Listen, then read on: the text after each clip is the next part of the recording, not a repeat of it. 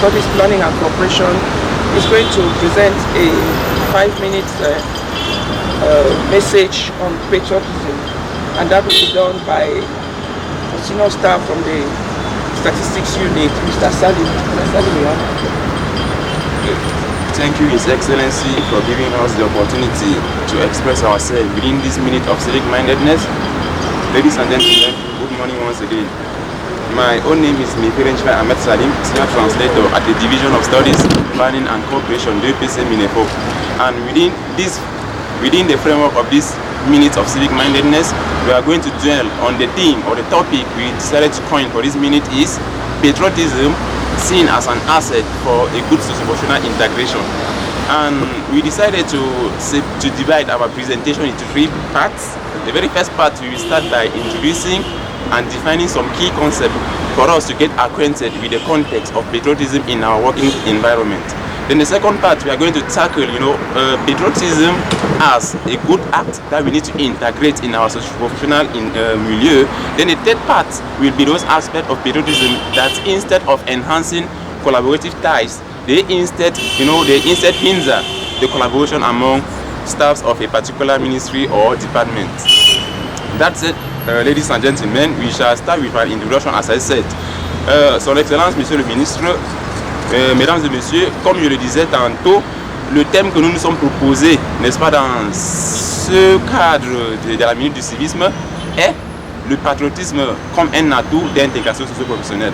Alors, pour mieux comprendre le sujet, nous nous sommes dit qu'il faudrait mieux, n'est-ce pas, de commencer par définir certains thèmes clés du thème, afin que nous puissions, n'est-ce pas, ancrer en profondeur dans le contexte que nous nous sommes proposés au départ.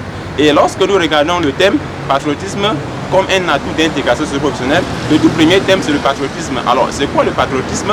Selon le dictionnaire Le Petit Robert, le patriotisme voudrait simplement dire l'amour pour sa patrie. Alors, lorsque nous essayons de creuser plus profond, en regardant notamment le champ lexical du patriotisme, nous nous rendons compte que le premier thème que nous tombons dessus, c'est le civisme.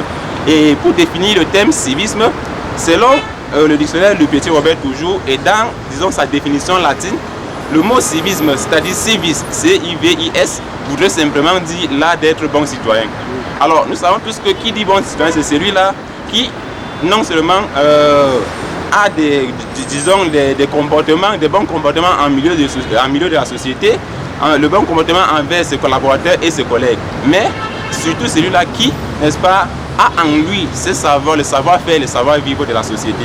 Mesdames et messieurs, nous avons dit un atout d'intégration socio-professionnelle. Lorsque nous parlons d'un atout ici, là, on voudrait simplement dire c'est un aspect indispensable de la société. Nous ne pouvons se passer du patriotisme pour mieux vivre en société. Maintenant, lorsqu'on parle maintenant de l'intégration socio-professionnelle, ça voudrait simplement dire comment on intègre son milieu de travail, son milieu de service. Cela dit, mesdames et messieurs, nous allons, n'est-ce pas, descendre à la deuxième partie de notre présentation qui voudrait, n'est-ce pas, dégager ces aspects du patriotisme qui favoriserait, je dis bien favoriserait, une bonne intégration socio-professionnelle, c'est-à-dire une bonne intégration dans nos milieux de service. As I was saying, dear ladies and gentlemen, it is very important that we should note that patriotism should not only be seen as a positive something.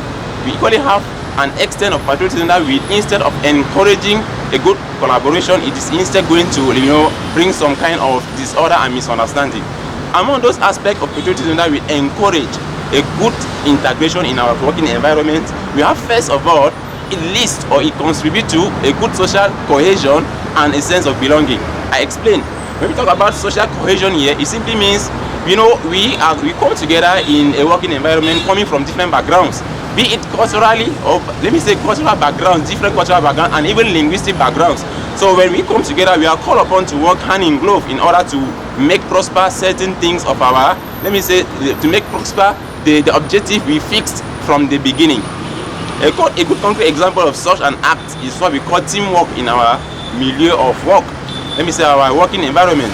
We are encouraged through patriotism to always collaborate with our colleagues, our collaborators, in order to make sure that things work in harmony, and by so doing we are encouraging teamwork, we are encouraging a sense of belonging, and we are of course encouraging living together, the togetherness.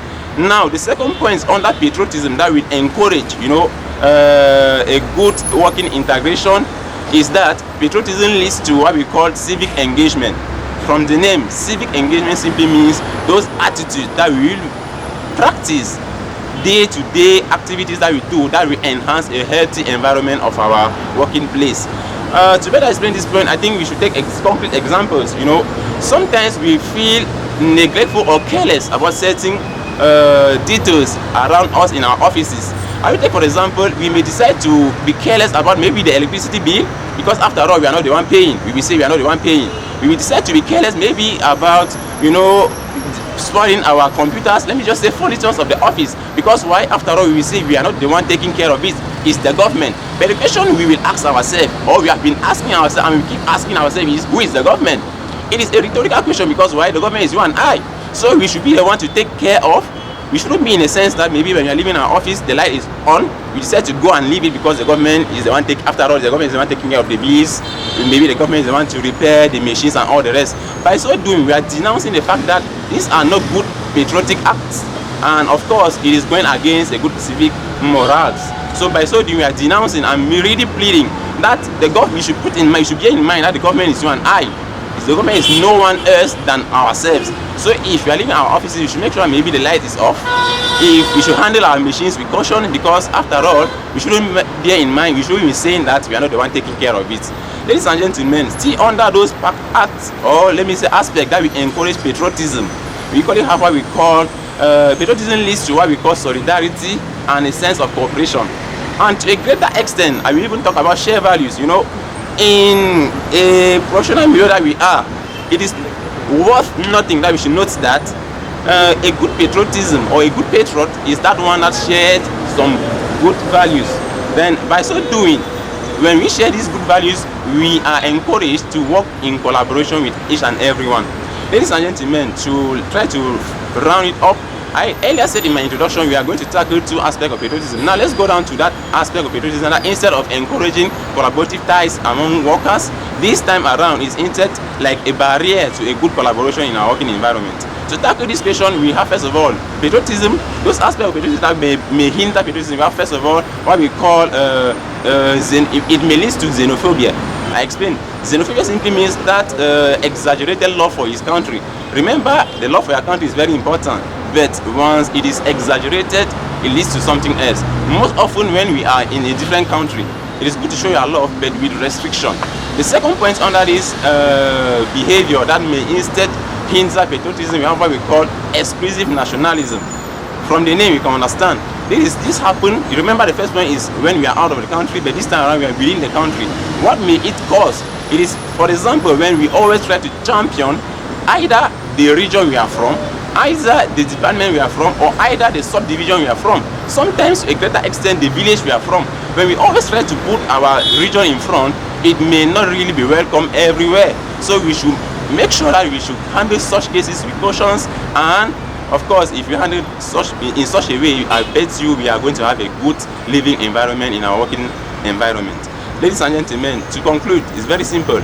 What we can say is that patriotism is good, but there's to a greater extent, and as the result, sometimes we should be careful about the patriotism we are acting. It is good, why? Because it contributes to social cohesion, it leads to solidarity, it contributes to civic engagement, and it is bad, or not, let me not say bad, it is, we should be careful with patriotism when it leads to xenophobia and or exclusive nationalism. That said, Mr. Minister, we thank you for your kind attention, and that was what I had prepared this morning to explain.